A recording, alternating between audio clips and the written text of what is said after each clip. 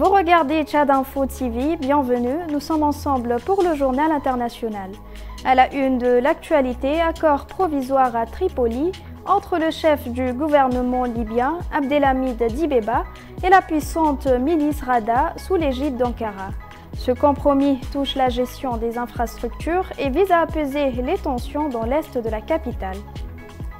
En RDC, la tension monte à l'ouverture de la session parlementaire. Des députés réclament la révocation des présidents des deux chambres, Vital Kamerhe et Jean-Michel Sama Lukonde, ravivant les rivalités politiques.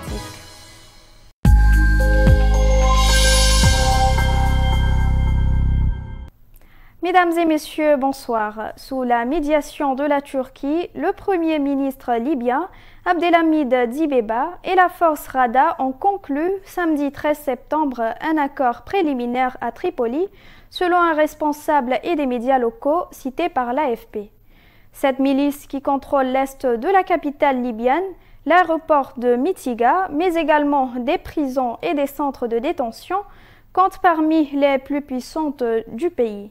Elle avait notamment été au cœur des tensions qui ont secoué la Libye ces derniers mois.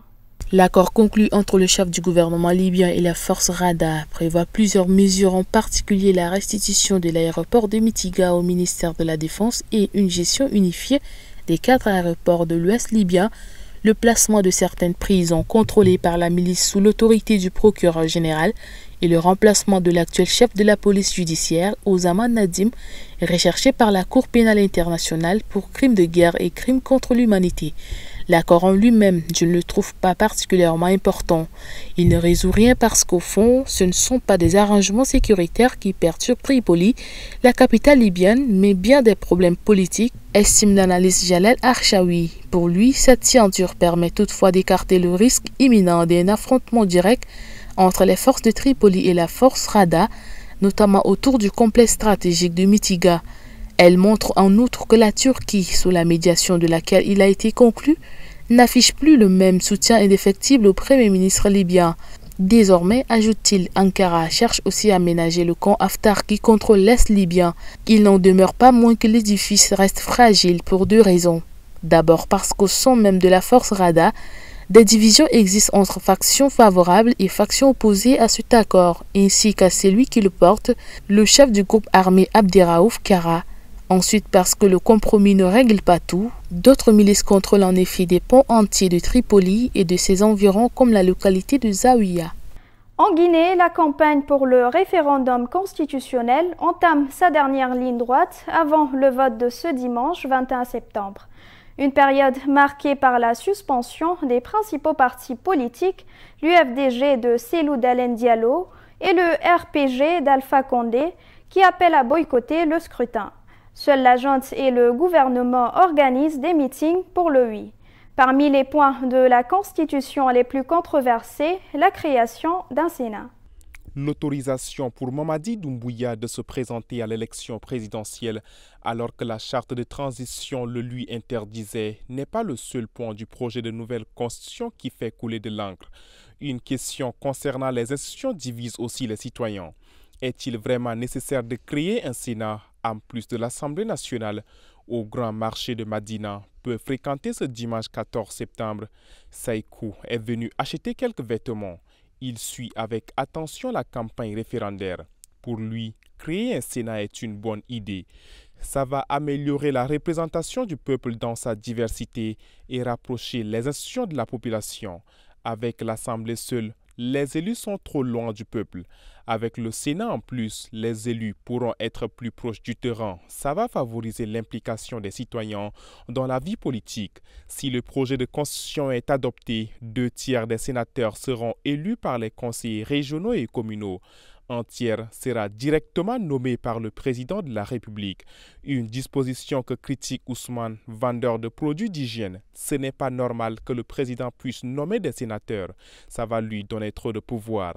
En plus, je pense que ce n'est pas nécessaire de créer un Sénat. L'Assemblée suffit.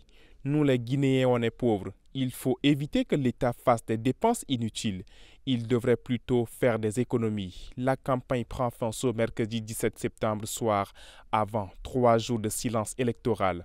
Pendant ce temps-là, la distribution des cartes d'électeurs se poursuit.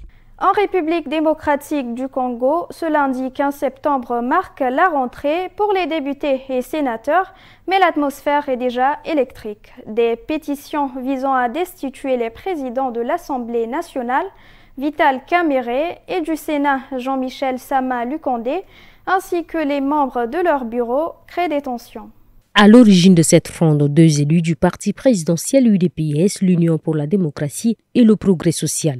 La session budgétaire qui s'ouvre ce 15 septembre en RDC risque d'être ralentie par cette bataille politique qui illustre des tensions explosives au sein de la majorité formée autour du président Félix Tshisekedi. Les pétitions contre les bureaux des deux chambres du Parlement sont déposées le jour où le gouvernement doit soumettre son projet de budget à l'Assemblée nationale. Vital Kamerhe, président de l'Assemblée nationale et allié historique du chef de l'État Félix Tshisekedi, est particulièrement visé avec les membres de son bureau.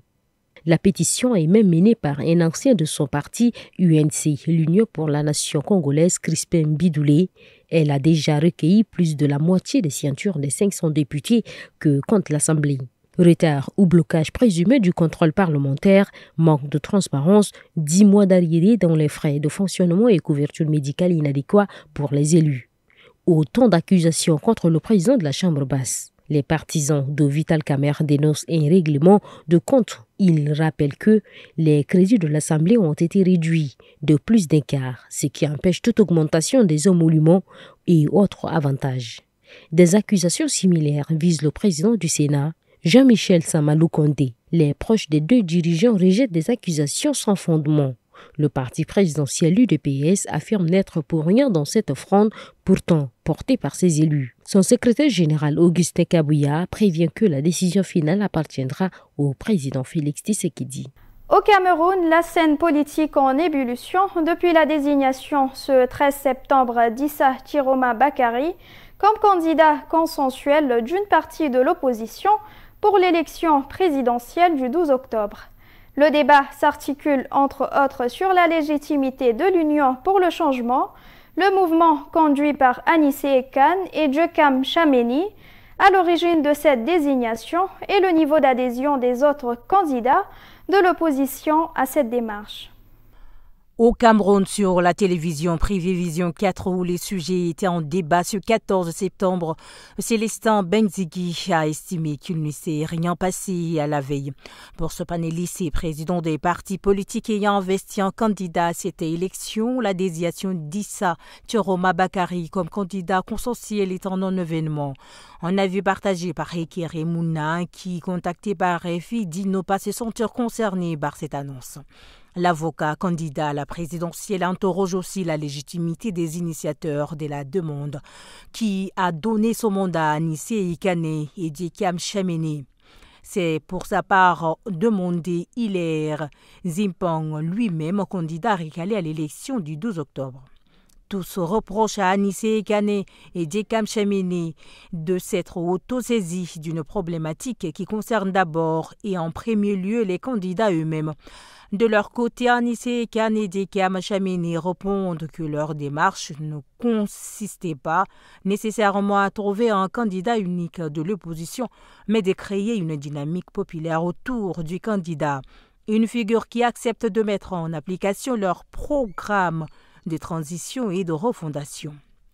Et selon ces derniers, seul Issa Chiroma Bakary s'est engagé à le mettre en œuvre s'il est élu.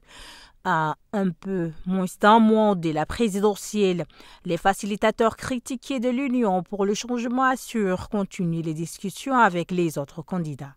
Mais pour l'heure, il y a toujours 12 candidats en lice pour cette présidentielle du 12 octobre, le candidat du pouvoir d'une part et 11 du côté de l'opposition.